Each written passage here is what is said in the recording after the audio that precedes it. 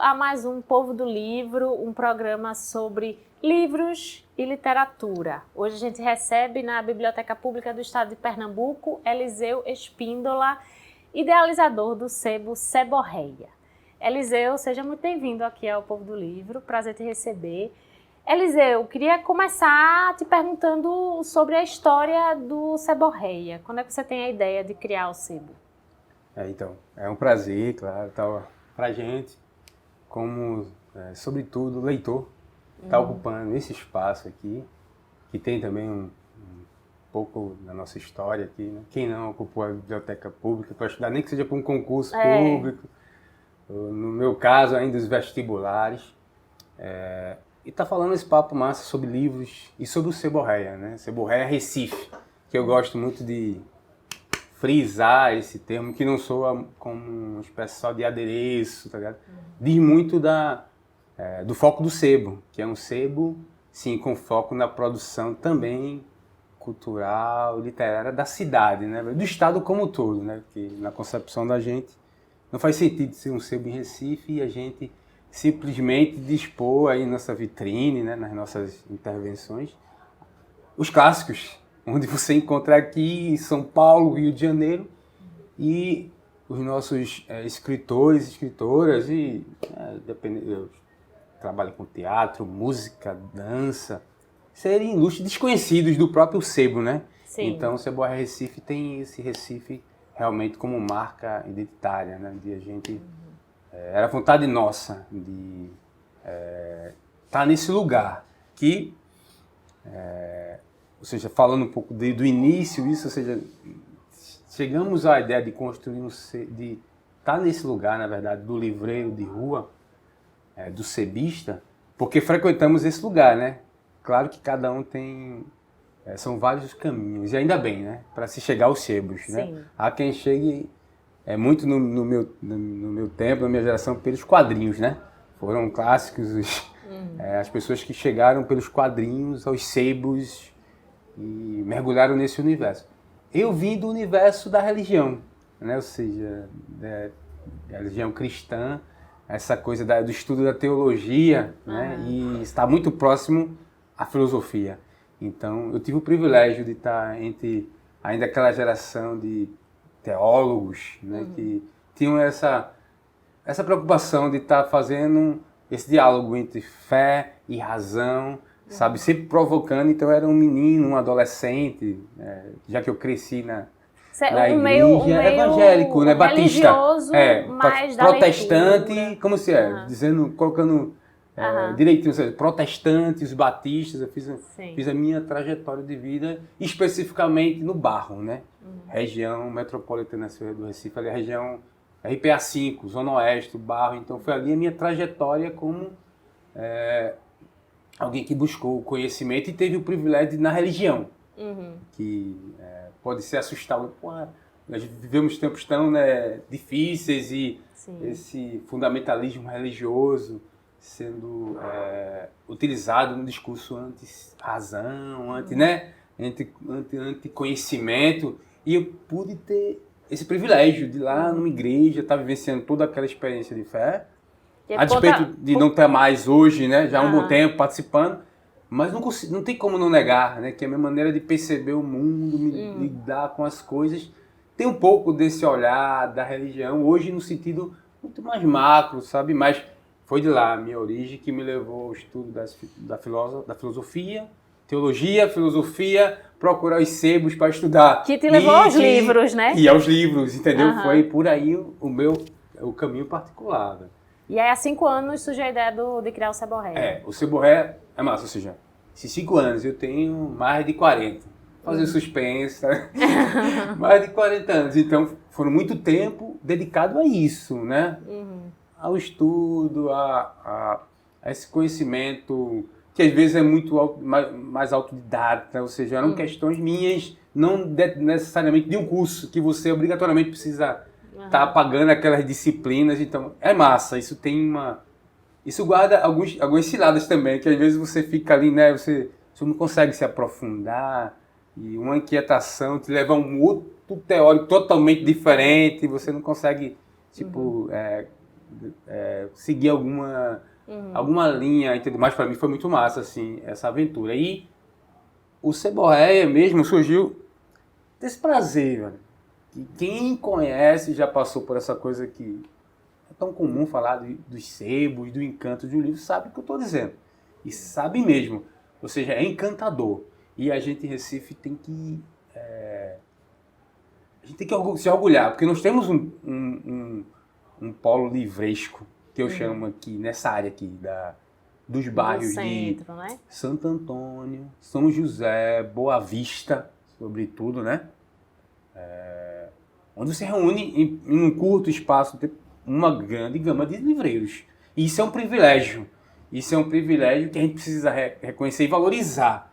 Valorizar também com incentivo da política pública, sabe? E a gente ocupou esse lugar do livreiro, principalmente, sobretudo o livreiro de rua, que ainda passa como todo aquele que ocupa a rua. Que o livreiro de rua, pra gente, é como um profissional, qualquer trabalhadora que usa espaço público, né? Um ambulante, por exemplo.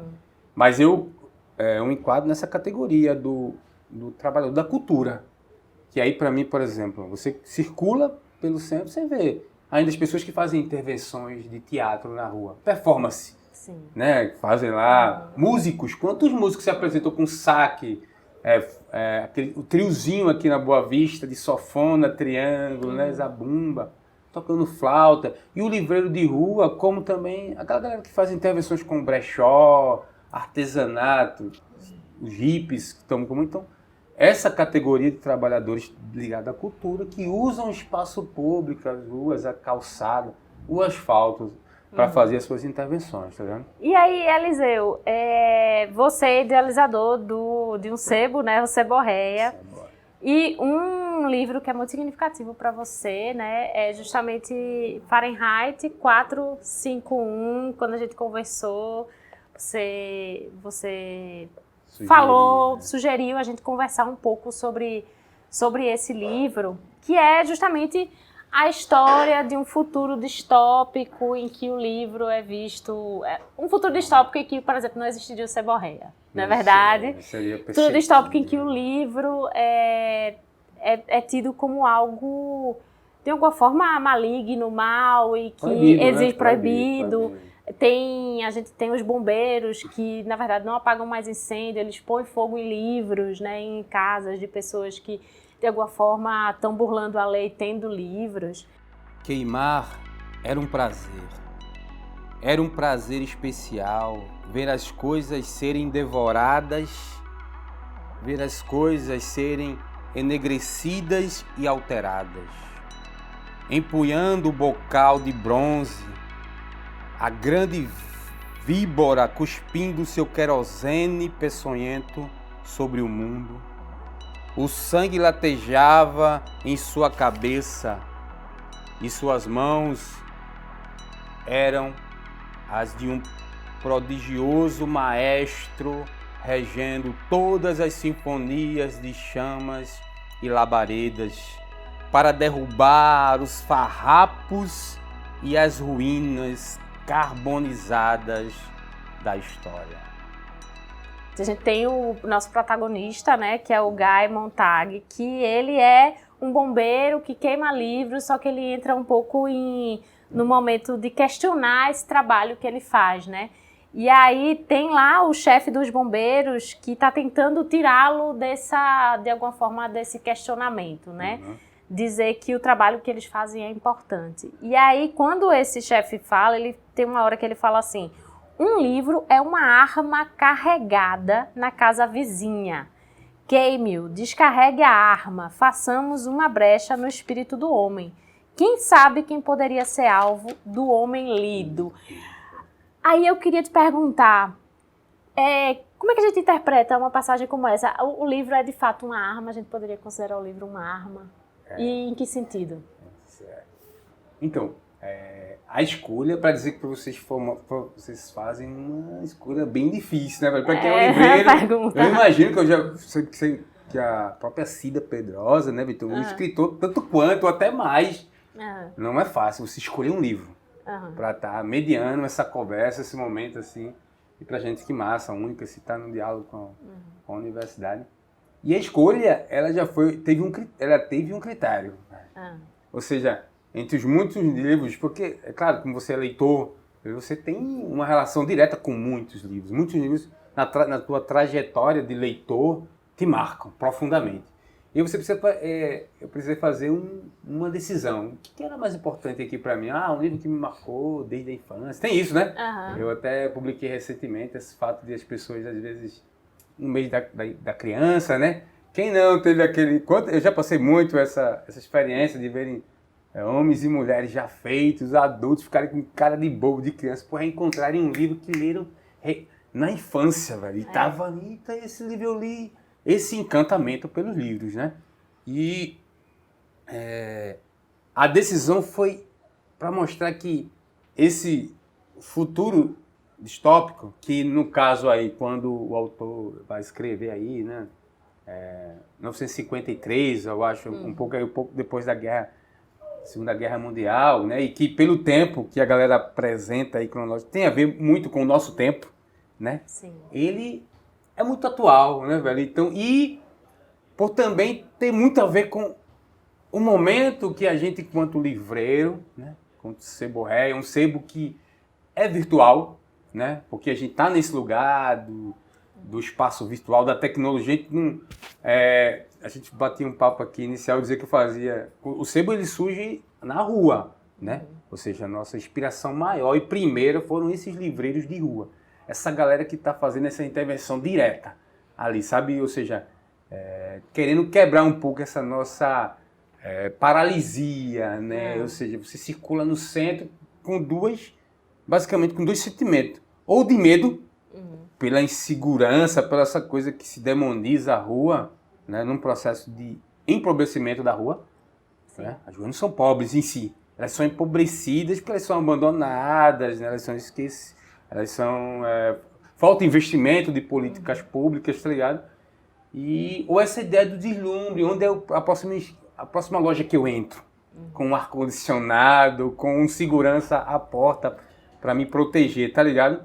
E o livreiro de rua, ele tá ali para te incomodar, sabe ligado? Nessa crise, nesse né? sentido, isso tem muito a ver com o Fahrenheit 451, né?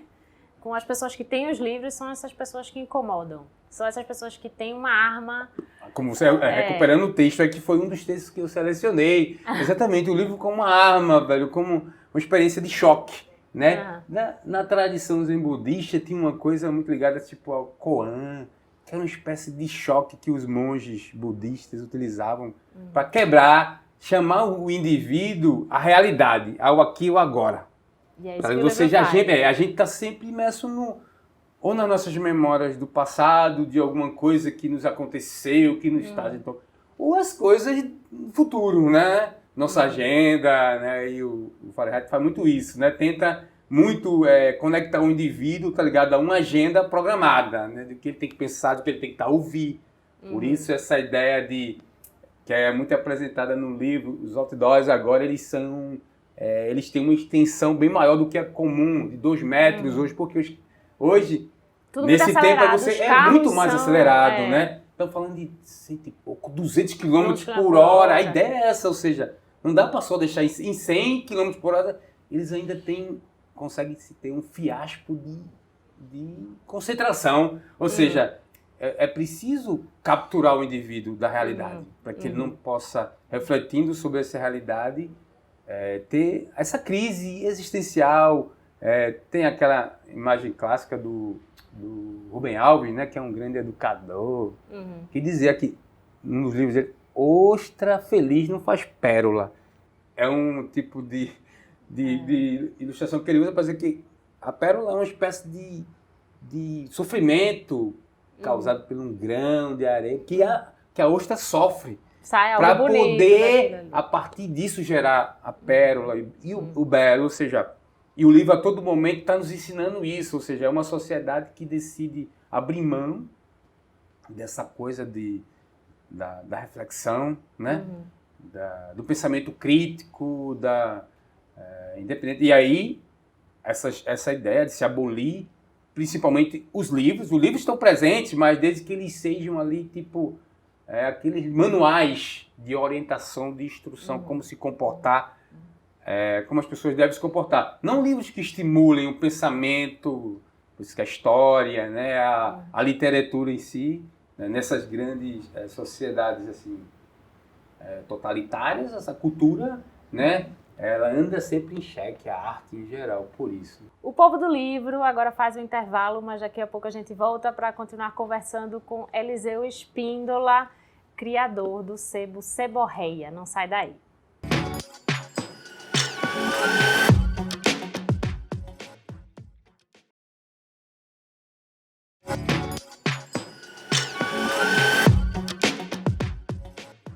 Voltamos com o segundo bloco do Povo do Livro. Hoje a gente está conversando com Eliseu Espíndola, aqui na Biblioteca Pública do Estado de Pernambuco. Ele que é criador do sebo Seborreia. E a gente está conversando justamente sobre Fahrenheit 451, um livro de Ray Bradbury. A gente estava falando, Eliseu, no bloco anterior um pouco sobre esse papel do livro dentro da sociedade. E nessa obra Fahrenheit existe uma ideia de que as pessoas que leem, que possuem livros, são essas pessoas que estão resistindo a essa nova organização social tão, vamos dizer assim, macabra que está se construindo. Nesse sentido, eu queria te perguntar, ainda hoje, no nosso presente, ler ainda é um ato de resistência, você acha? Sim, é claro, né? Ele sempre vai, primeiro, nos incomodar, nos tirar das nossas próprias zonas de conforto.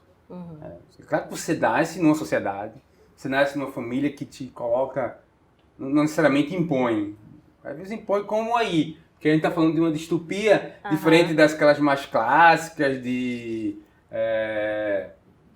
sei lá, Blade Runner, essas coisas, né? 1984, a do Huxley, agora eu esqueci, Admirável Mundo Novo, você tem uma mais sutil, ele mostra como essas formas de dominação, sabe, de totalismo, elas podem ser sutis, e até a ponto de, que ali a ideia é a própria sociedade que escolhe, abrir mão da sua liberdade de pensar em busca de uma pseudo-felicidade que lhe é garantida por essa coisa da indústria que ele já faz, da cultura, do entretenimento, sabe? A vida é imediata. O emprego é que conta. O prazer está por toda parte depois do trabalho. Por que aprender alguma coisa além de apertar botões, acionar interruptores, ajustar parafusos e porcas? Por exemplo, uma coisa muito simbólica e atual. A minha escolha, quando eu falei, não foi à toa disso. Por exemplo, hoje eu não posso estar aqui com o meu exemplar, velho. Se eu vejo que você conseguiu 2 exemplares, estou aqui, que eu fiz a minha anotação dos textos que você pediu. Mas, por incrível que pareça, já que ele apontava uma forma diferente do totalitarismo. E a gente precisa sempre estar atualizando essas formas de onde o livro causa essa ameaça e a ocupação de espaço. Por exemplo, a gente, enquanto Seborreia, se faz um tipo de intervenção que a gente chama de literário para isso. Que remete àqueles livreiros, sabe? Que tentam nos chamar a atenção, velho. Contra a demonização das ruas. Contra essa alienação de busca nos shoppings, esses lugares que o espaço do encontro, é o espaço público privilegiado para esse encontro que gera essas crises. Com o que é diferente de nós, né? Quando a gente sai daquela nossa lugar, espaço sempre privilegiado, da nossa casa, seja da periferia ou das áreas mais nobres, e a gente se transita na rua, a gente possibilita esse encontro com o diferente. Se a gente vai se reunir só nos espaços nossos privilegiados, vou me reunir ali, vou comprar ali, porque ali eu sei que eu tenho essa elite da qual eu me identifico. A rua é esse território neutro, como é uma mina. E isso é que é massa. E aí eu entro essa história. Então, por exemplo, o próprio Seborreia Recife, como um espaço de intervenção, recentemente a gente teve, você acredita, ou seja, o livro não está aqui comigo, porque ele foi apreendido numa abordagem da própria Prefeitura de Recife, num evento que se chamava literário, a letra e a voz. Imagina isso, você fazer uma intervenção no espaço público, com livros de cultura pernambucana, como Solo para Vilarejo, que a gente tem um orgulho de ser Prêmio Jabuti, da Cida Pedrosa, o próprio Fahrenheit, mas tem tantas outras coisas que a gente estava apresentando, além da discografia, que a gente apresentou discografia, Silvério Pessoa, Alessandra Leão, Capiba, e você ter uma intervenção para mim, ainda assim, é esse tipo de coisa que a gente quer mais refletir do que denunciar, não existe isso, a ideia é refletir da gestão municipal, dizer, não, esse não é o lugar de um sebo de rua, aí você diz, por quê? Porque ele estava acontecendo num lugar onde os livros não eram permitidos. Ou seja, no Recife Antigo, por que aquele território, uma intervenção literária seria não permitida? E aqui, sabe? Ou seja, é uma espécie de atualização disso. A gente diz onde quer que essas coisas aconteçam. E onde não. Onde é o lugar e não o lugar. E hoje eu não pude, infelizmente, estar com o título, o livro que eu tenho também em mãos, e está lá aprendido no próprio equipamento da prefeitura, num evento literário, por eles não terem essa sensibilidade, que a ideia é que o livro possa estar ocupando, velho. Eu me lembro ainda hoje como... E quando eu reli, eu precisei reler o livro pela internet. Então eu não faço uma campanha, até porque como eu não tinha, e não tive... O livro, ele não é fácil de encontrar. Mesmo entre os livreiros, meus amigos aqui, eu procurei, eu só achei 2. Um valor médio de R$30, que eu não tinha condição na hora de pagar. E eu disse, vou fazer como para poder... Principalmente porque eu já tinha visto o livro e o filme. Mas quando você me pediu o texto, eu tive que reler todo pela internet. Eu encontrei o livro disponível todinho. Então eu reli pela internet. Foi massa, entendeu? Mas eu não pude apresentar o livro aqui. Ou seja, sebo também é resistência. Não só ler, mas o sebo também é resistência.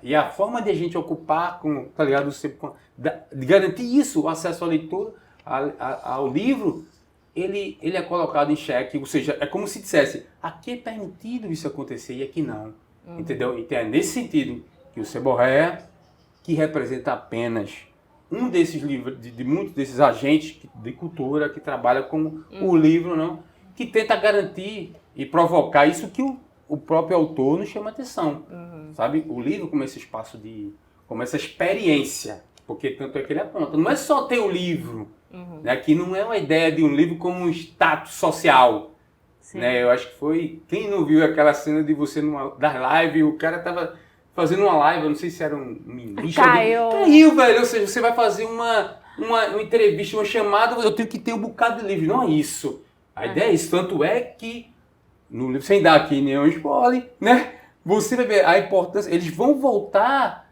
a um tempo da leitura oral e eles mesmo tendo a opção de guardar as obras para evitar confiscos, perseguição, eles vão adotar a ideia de memorizar os livros, porque isso ninguém pode te roubar. É aquela ideia, o que você tem, ninguém pode te roubar, velho. Então, ou seja, nesse sentido, é uma arma, não é uma arma visível, que você pode ali abordar um indivíduo e sacar. Infelizmente, velho, o livro, esse homem que lê, né? Esse homem livro, ele é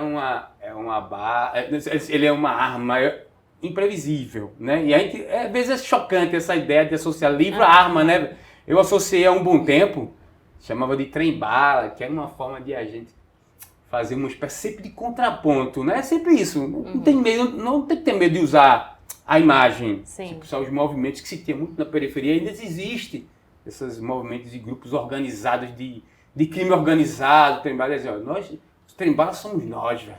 Estamos aí para, sabe, incendiar a nossa juventude de leitura, de conhecimento.